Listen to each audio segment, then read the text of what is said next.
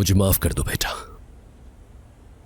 अपनी बीमारी के बारे में बताकर तुम्हें परेशान नहीं करना चाहता था मैं। दरअसल ये बात तुम्हें इसलिए बताई कि तुमसे कोई बात पोशीदा न रहे। तुम दोनों शादी कर लो, यही मेरी ख्वाहिश है। आप ये क्यों कह रहे हैं कि इसका कोई इलाज नहीं?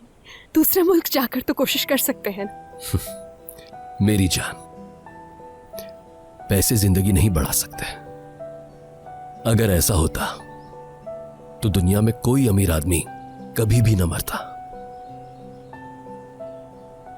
मेरे मरने के बाद मेरी फैमिली को मेरी सारी जायदाद मिल जाएगी, और जो उन्हें नहीं मिल सकती वो है मोहब्बत। तुम यकीन करो मेरी बात का, सच कह रहा हूं।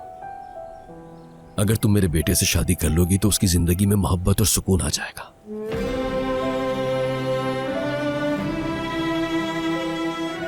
बेटा देखो, मुझे मायूस मत करना। मुझे यकीन है आमिर से शादी करके तुम हमेशा खुश रहोगे।